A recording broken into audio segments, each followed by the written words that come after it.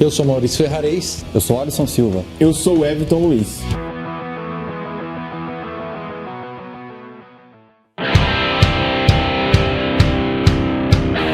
Fala pessoal, eu sou Alisson Silva, técnico e motor da Takal. Então já tratamos aí basicamente dos anéis de primeira canaleta, que tem o perfil abaulado simétrico e o perfil abaulado assimétrico.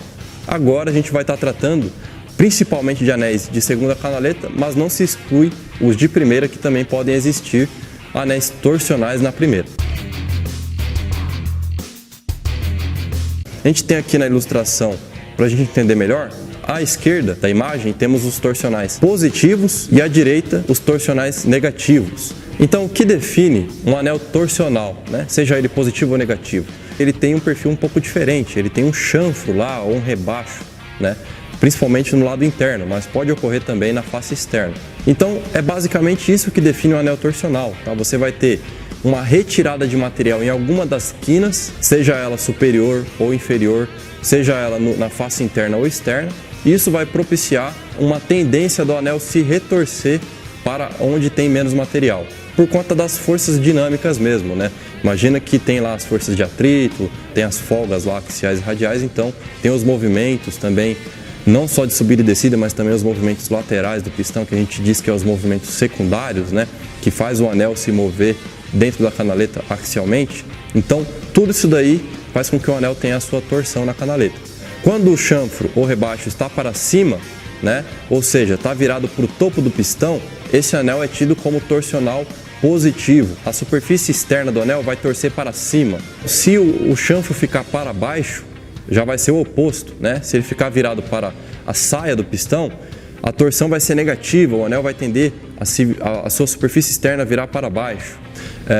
Um detalhe muito importante, essa funcionalidade de torção, ela não ocorre no período de combustão do motor, tá? Porque as cargas de combustão fazem com que o anel se aplane, que ele se assente na superfície lá da canaleta. Então ele trabalha plano mesmo, em contato total com a canaleta.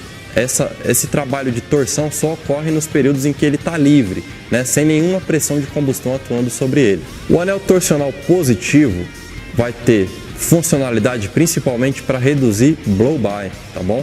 Então ele vai gerar uma melhor vedação da câmara de combustão. Então se você tem um motor, né, que você colocou na bancada, você desenvolveu esse motor e viu que ele tem um blow-by excessivo, elevado, né, você já está com um pacote de anéis bom e precisa melhorar essa vedação de gases, né, para não descer para o cárter, você pode usar como estratégia utilizar anéis aí torsionais positivos. São anéis, pessoal, que se eles tiverem um perfil taper, e o que seria esse perfil taper, né? Um perfil cônico, que a superfície externa, em vez dela ser plana, né, ela é um pouco cônica mesmo, né? A parte superior dela é menor, né? E a parte inferior do anel é maior, então ele fica como se fosse um trapézio, né? Esse perfil taper vai gerar uma maior raspagem de óleo, assim como o anel de perfil abaulado assimétrico. Esse perfil vai ter funcionalidade normalmente no anel de segunda canaleta, porque é um anel que não tem cobertura, né? Não tem um tratamento lá com cobertura, então não é um anel que tem uma dureza muito elevada. Então ele ter a borda grande, né? Uma quina na face inferior, não vai gerar um certo dano ao cilindro. Já os anéis torsionais negativos, né, tem um efeito raspador melhor, né, por conta do perfil taper aí. E você tendo esse perfil taper no anel torsional positivo, ele ainda teria uma funcionalidade legal. Só que tem uma diferença peculiar aí entre o torsional negativo e o positivo, que é a forma como ele veda a canaleta. Então, a questão do torsional positivo e negativo não está atrelada estritamente a como ele raspa o óleo. Se você tiver um perfil taper no anel torsional positivo, ele vai raspar muito bem o óleo, ele vai dar conta da raspagem. Só que quando você tem o movimento de descida do pistão e ele muda de sentido para subir, né, que ele vai fazer a mudança lá de torção dentro da canaleta por conta do atrito com o cilindro, né, a vedação do torsional positivo, né, conforme a ilustração, ela ocorre na face interna da canaleta. E isso propicia o quê? Uma entrada de óleo por dentro da canaleta e na hora que ele muda de sentido, o óleo sobe. Então gera um certo bombeamento. Já no torsional negativo, como ele torce para baixo, ele pega na quina da canaleta na parte de baixo.